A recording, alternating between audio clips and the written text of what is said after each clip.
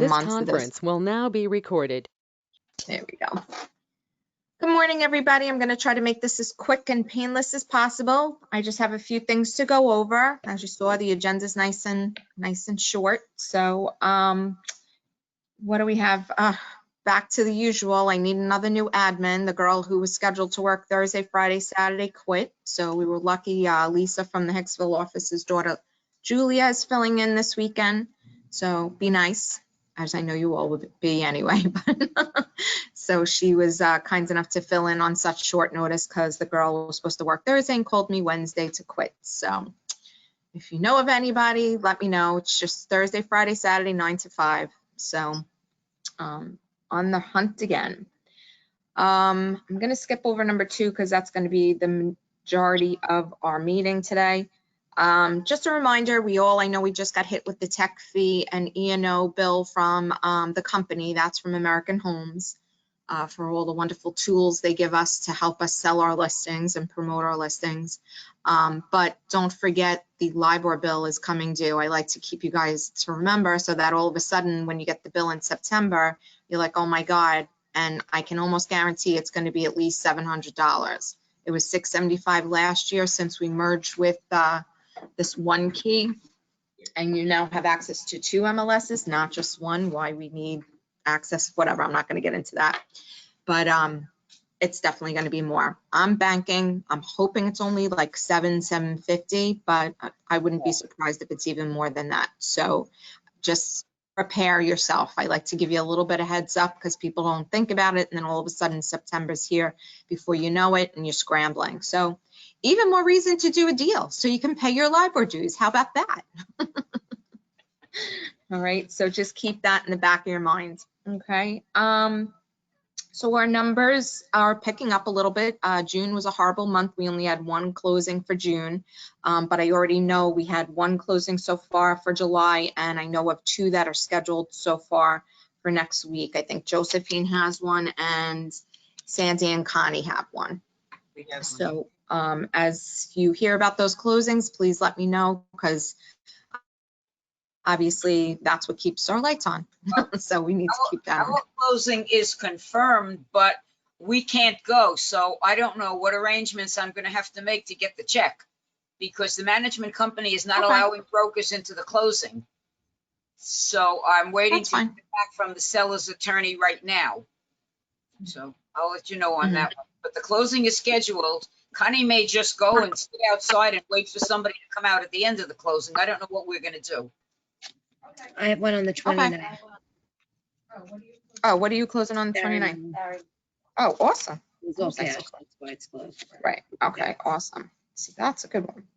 All right. You know what? I'm getting a message that I'm going to have internet issues. So let me just close a few things out here so I don't lose you guys. I do have a lot of windows open, so just bear with me 1 second. Okay, good. All right. So there we go. All right, so numbers, so let's keep that going. I've heard a lot of news of people that have deals in the works. I'm not seeing the evidence with deal sheets yet, but I've heard a lot of firsts. So let's keep that going. But obviously, I've heard every day from multiple people, bidding more, bidding more, bidding more. What do I do? How do I get my offers accepted? Well, you know what? The bottom line is, these buyers have to go above asking, you know, make sure you're prepared, know your market, know whether or not they're, you know, that the property is going to go quickly so you can advise your buyers properly. All right. These, you know, some buyers had the feeling that with the COVID that they were going to be able to get a bargain. Well, it's the exact opposite. There's absolutely no inventory. So you have 5, 10 people bidding on one property, each and every property. And I'm hearing it from everywhere, from Queens all the way out to Eastern Suffolk. You know, I have agents that don't usually do, you know, that far out east, but buyers are looking out east because they want more property. They want to be spread apart from people. And you got a little bit more for your money. So now with more and more people working from home, that's an option. You know, when people had to commute to the city, that wasn't so much an option. They didn't want to be sitting on a train for an hour, hour and a half, or sitting in traffic. But now with more people working from home, that's going to be more the norm. where people are able to go further out east, I think. So do you guys agree? I think that's kind of where we're headed. And you know something, I put in 2 offers this past week, $15,000 and $20,000 above asking, and we got bumped out anyway. Exactly. Yep. I'm hearing it from every agent, any agent that's working with the buyer. This is what we're experiencing. Go ahead, Tim. Just, I think it's important to be telling the buyers up front when they get pre-approved is exactly what you just said, Lori, is the exact opposite of what was going to happen is happening. Part of that is record low interest rates, and part of that is people fleeing the city, So going into it, I'm telling a lot of people, if this is our asking price at they're asking $550, make sure these buyers know if they need to go to $560, it's like $40 more a month right now. With where it's actually even less than that because the rates just went down. We're almost below 3% interest rates on everything right now. So to blow the other buyers out of the water by $10,000 is only going to cost about $40. And they know that going in. That's a good point to make, because people get stuck on that, total purchase price. But when you break it down to numbers per month, it makes it seem a little bit more doable. So, this is why we work with our mortgage people to make sure that we have the right information. Okay. Now, remember, if you're working with buyer clients, you can provide them with the comps to show them, this would be worth, paying $10,000 more or so on. So, and obviously if you're working with the seller, you try to get them the most amount of money. So if an agent's telling you there's multiple offers, you have to let your buyers know they must be aggressive. Okay. I had this conversation with an agent during the week. She's got an FHA buyer. While the FHA shouldn't have any impact on it, if somebody else does come in with 20% down or, a large down payment over somebody that has an FHA, that FHA buyer might have to go a little bit higher than the 20% down just to appease the seller, because while we know FHA loans aren't hard to do and they get done in the same rate, Tim, they're still getting done in the same amount of time as a conventional. Sellers feel more comfortable having more of a down payment in their pocket. And that's what their attorneys are advising them. So they might have to be a little more aggressive on their offers if they do have less of a down payment. All right. So, but how do we combat this? Get listings, right? Let's get listings. And then you don't have to worry about bidding wars. They'll be coming to you. You'll be the one saying, no, sorry, we haven't accepted offer. It's a lot easier to be on that side of it than it is on the other side where, you don't get an offer accepted and you're like, all right, now I got to schlep back out to Smithtown. I'm speaking from personal experience.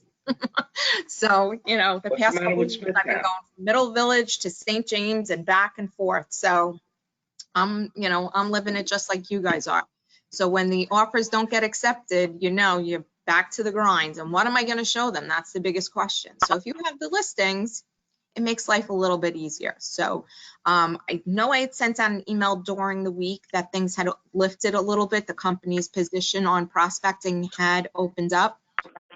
So you can mail now. Okay. I know we said the only thing you can't do is calls. All right. So according to the interpretation of the state's guidelines, you can't do phone calls. You can text, you can mail, you can door knock. Although I'm going to caution you with the door knocking because I don't know too many people, especially in this climate, that are going to answer the door to you. But if it's a nice day out, I mean, it's been a little bit hot lately. It's a nice day. Walk the street, give some information, do a pop by. Nobody ever turns down something free. So, 4th of July, we did, we used to do flags. I personally didn't do them this year. Maybe we'll look into doing them for Labor Day if, New York stays, where they are. Go ahead, Tim. Just so you know, they did a lot in Long Beach and Oceanside. And I don't know if it's just the climate, what's going on out there right now. I got about 3 or 4 calls from people just so appreciative that the flags were out. They said one lady was actually crying on the phone. Meanwhile, I didn't even put them out. Lorraine was putting them out. But I got a phone call from a lady. She was actually crying that we put the flags out. They were so happy that we did it this year. Her father was a veteran. Her husband's a veteran. The whole thing. Just more appreciation this year for some reason than any other year in the past. Well, I think just everybody is on edge, you know, and it's a nice gesture. It's a nice gesture. Yeah. So, I mean, I've always had good luck on it. I will caution those of you who haven't done the flags before, once you start, you cannot stop, because they're gonna call you and yell at you, where is my flag? It has happened to me, okay? My neighbor got one, I didn't get one, you know, or how come you're not doing the flags this year? So just be warned that if you start them, you cannot stop them, because people will be looking for them, all right? But that's just one idea. You know, if you guys know Brian Buffini, he's a big fan of the Popeyes. So, you know, and it's not for everybody, it's just a suggestion, because right now, going the usual door knocking, hi, see your house, you know, expired, I can, you know, help you sell your house. I don't think those tactics are gonna work right now in this climate. But if you know, are just walking the neighborhood and say, you know, I happen to be the realtor in your neighborhood, and would you like to know what's going on? You know, the market's really hot, and, you know, everybody's heard the news that people are fleeing the city and want to come to Long Island and go up to Westchester. Well, they need a place to buy. We need houses to sell to them, okay? So see if you can, you know, help them that way, all right? Tim's company is still doing the postcards, so I know I had contacted, contacted him for an agent this week, and Kathy got back to me pretty quickly, and we drew up a proof. So, Tim, you're still fine with me offering that out? And Sure, okay, so sure. with the postcards that he does, it's the Every Door Direct, where you pick a mail route. So, you know, if you pick one or two routes, it's the cheapest way to get anything sent out to mass mailers. Or if you need me to pull streets for you on the Kohl's directory for streets in your neighborhood that you normally farm, you know, just let me know. I'm here to help you with that, okay? So the key is we have to start getting listings. Hit your sphere of influence. I know you guys have been pretty good about taking classes and keeping in touch with your sphere of influence. But if you haven't reached out to people that you know yet, and, you know, just checked in on them to say, hey, how you doing? You know, this is the time to sell, okay? Nobody can predict the future, but we know right now it's a hot market. There's low inventory and there's low interest rates. It's a great time to be a buyer if you can get the house. The problem is there's no houses to buy, so we need the inventory to sell, okay? We're good. Are we all on the same page with that? What do we need to go get? Listings. Thank you. Yay. All right. All right. So on that note of getting listings, once you get the appointment and you want to sign up the listing, you need to know how to fill out our new forms. Okay. So I'm going to show you guys .loop. Okay. I know we all love .loop, right? So I'm gonna put this down here. I'm gonna minimize you guys up here. All right. So you go into .loop.com and you go into your account. Okay, I have multiple accounts, so it's going to look a little different. I'm going to go from the beginning to the end. Okay. So we're in .loop. We add a loop. We name the loop. Usually it's the property address. Test seller. Now, if you get in here and you start a loop and you only see 3 steps as opposed to 4, you're in the wrong account.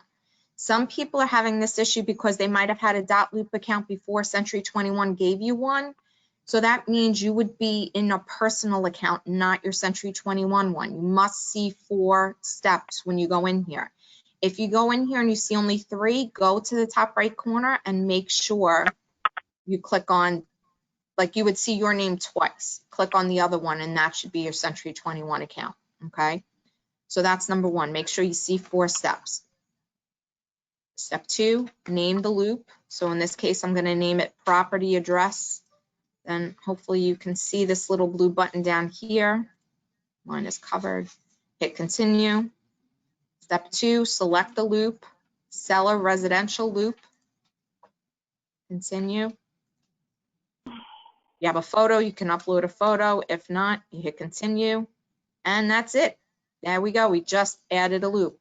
All right. So anytime you get a listing, this is the minimum you need to do is to start the loop. Even if you're not going to do the paperwork in .loop, you must at least start the loop, okay? So now let's view the loop. The reason why I'm going in here is because we talked about it. I sent emails about new forms in .loop, okay? So this is what your loop looks like now. When you take a listing, you need to do obviously your agency disclosure. That hasn't changed.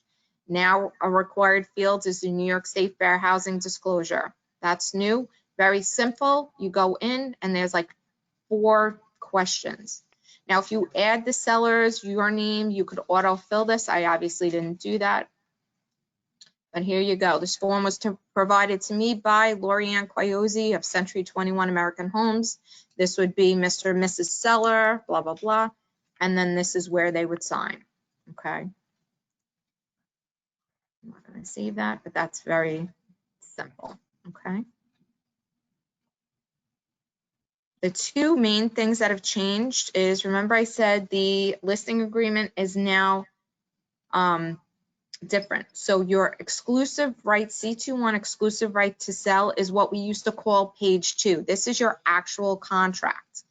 I advise you guys to go in here and check it out because it is different. It looks different. While it's got a lot of the same stuff on it, it is definitely laid out different. I looked at this first and I was like, oh, how am I going to explain this? I took a few minutes and I read through it and it's basically the same, and I compared it to the old listing contract, but make sure you're aware of this and that you know how to fill it out. You don't want to be on a listing presentation and freaking out that what is this form, okay? So this is a legally binding contract. This is your page 2 that we used to call it. It's now 2 pages. So we're not calling it page 2 anymore, okay? So, but this is your listing contract. So this would be your Mr. and Mrs. Seller. The property address goes here. So instead of having the information at the top like it used to, you're now putting it in the body of the contract. Do hereby give you Century 21 American Homes listing broker the exclusive right to sell the property for, and this would be your listing price, okay? Now this is different. This used to only be on the data property section, is the listing term. We used on our old page 2, you only had the expiration date. Here you have the date that it starts on and the date it expires on. So if you're taking the listing today, you'd put today's date and then 6 months here, okay? So the next paragraph is only if you're doing a coming soon listing. So you'll see no longer than 14 days after the listing date in this contract, okay? So if you're taking this listing, but you're going to keep it as a coming soon, meaning you can't advertise it anywhere, you would put whatever the date is here. So say they want to do some work or whatever. And well, I'm lying to you. It does get advertised. Coming soons do get advertised. You just can't show it. That's the difference. Okay. So say you were going to list this on Monday. Okay. So you will put Monday's date, July 13th to whatever the 6-month period is. So that would be January. We'll say January 13th. Okay. And you put your date in. Now here, this would be the date that it starts showing on. Okay. So this would be January 13th. That's when it's going to be available. But that's your coming soon portion. Okay. Did I read that right? Further, owner and listing broker agree that no marketing, promotion, sales activity, or showing of the property shall take place until the listing content is entered into the OneKey MLS system and made available to other OneKey participants. These 2 dates should match. Okay. If they're going to allow you to do a coming soon where you can advertise it as a coming soon, there's another form you need to fill out. All right. But that's what this second paragraph is about. So that's new. All right. Here, your compensation's the same, 5, 6, 7. If you're going to do lower than 5, then you put the number in here. All right. Down here is your cooperating broker. What's new? Some agents already did this. They did it on their own where the owner needs to initial these. Okay. So that's a new section. All right. The rest of this, all the legal jargon is pretty much the same, but look, they moved up. This used to be at the bottom of the contract. This is now in the middle. This is 5, 6, and 7. Listing broker is or is not authorized to put a sale sign, use a lockbox, or share keys. Okay. This is the section about rental property. All right. This is a new thing here, number 9. This is where a lot of times, like if you're going after a for sale by owner and they say, well, you know, my neighbor looked at it and they may buy it. You're going to give them an exclusion saying, Mr. and Mrs. Jones, if they come and buy it within a month, they are excluded. That's where you would put this, okay? Or, you know, I know some agents do, which I don't really love, but I understand it. You know, it's 5% if anybody else sells it, 4 if I sell it, that kind of thing. That's where this would go in here, okay? What do you call then? The rest of this is pretty much all the same stuff that's in there, okay? But make sure you're familiar with it. You know, you don't want to get caught and somebody says, well, what does this line mean? And you don't know how to explain it. So make sure you go through this as if a homeowner is looking at it with you. Because I did have a listing presentation once when I first started, and luckily somebody told me, make sure you know this contract inside and out. And I had somebody whip out the, you know, the folder and go line by line. Well, what if I don't want to do a rental? And can you cross this out? If they want to change this contract in any reason, please come see me first. All right, you don't have the authorization to change any wording in this contract. So tell them you need permission from your manager. I mean, some things I even have to go to Bruce and Tom and Mike about because I'm not even sure with the wording. All right, especially if you're sitting across from somebody who's a lawyer, they're going to rip this to shreds. All right, so be prepared. All right, this is the same thing, equal opportunity housing. They now have to initial here an exclusive right to sell. Listing means then this clause was in the old one, but for some reason they now have to initial that they acknowledge what this means.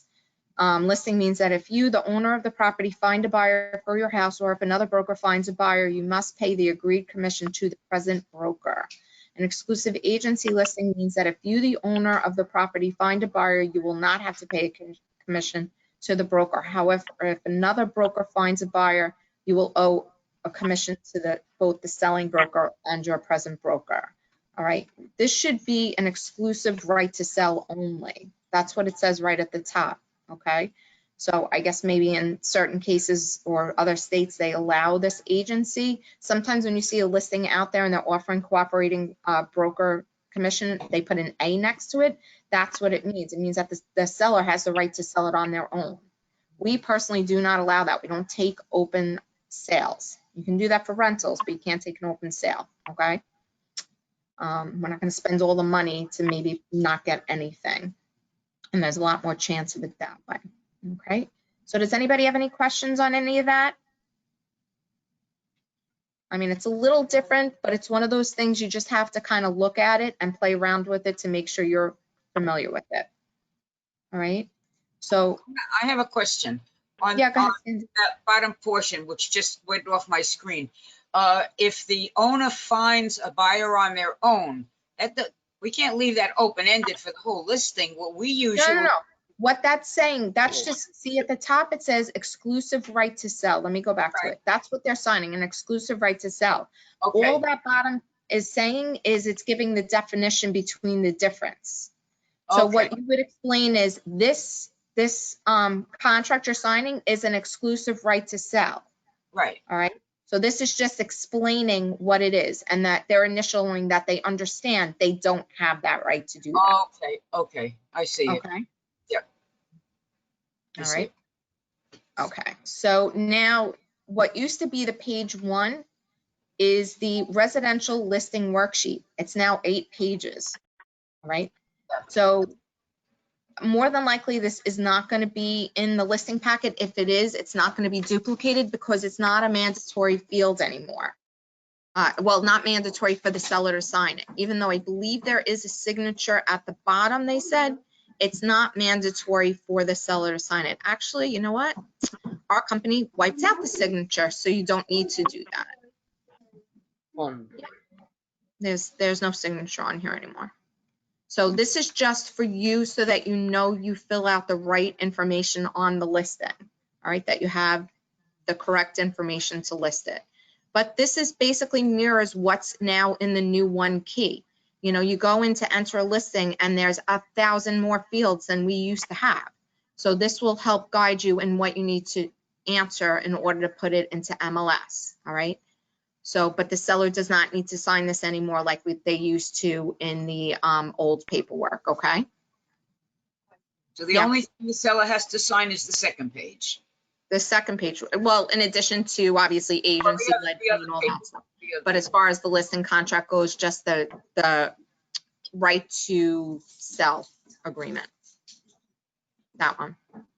Okay. Helene, you had a question?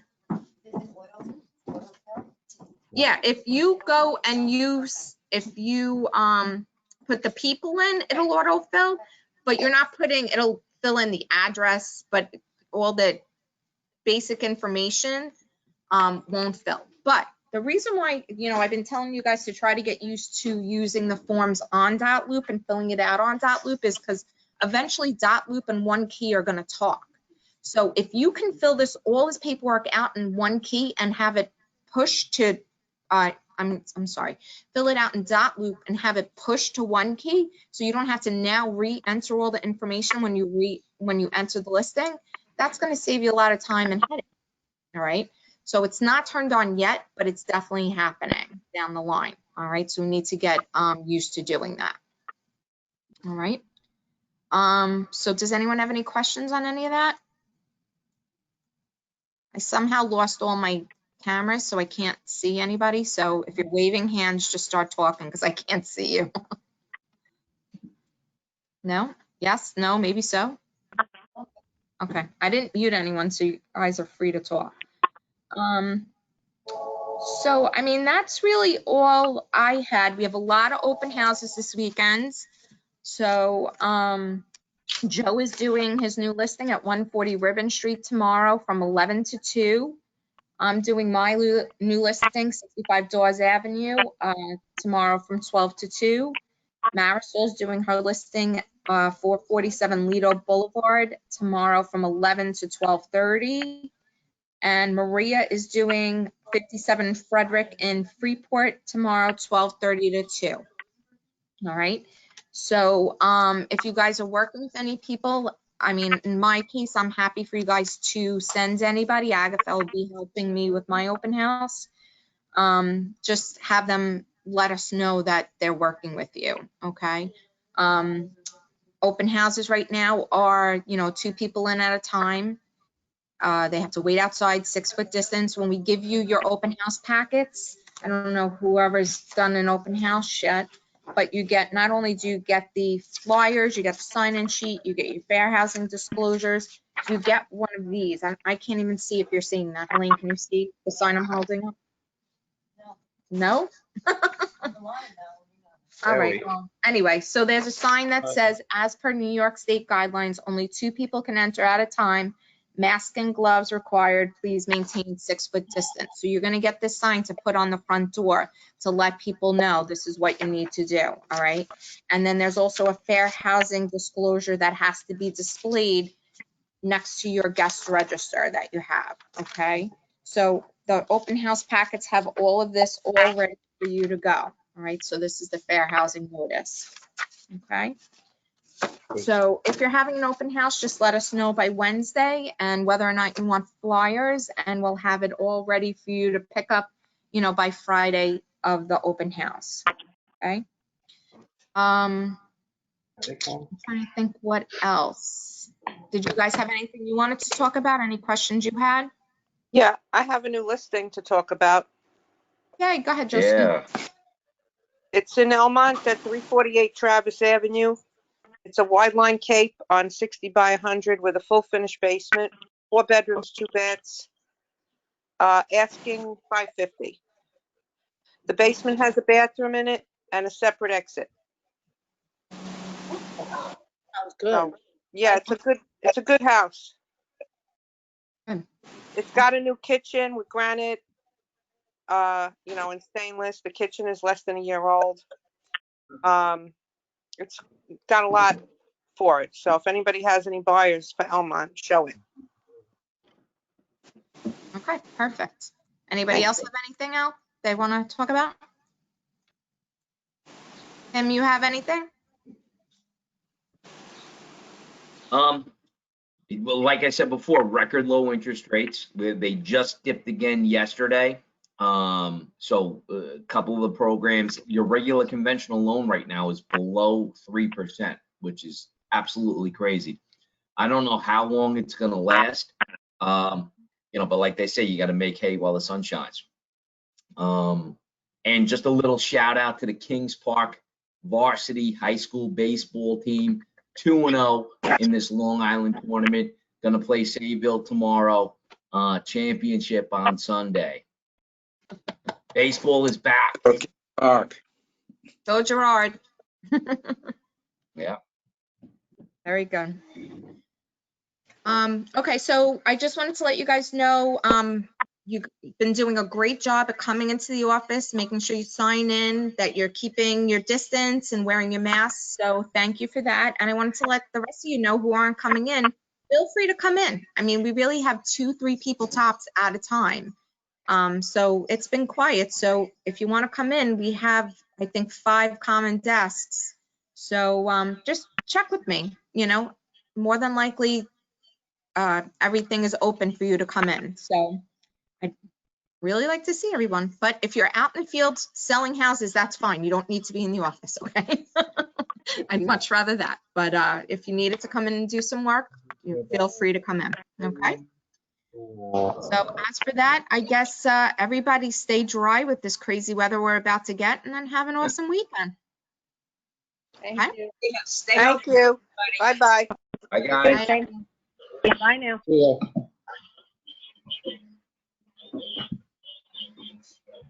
Yeah.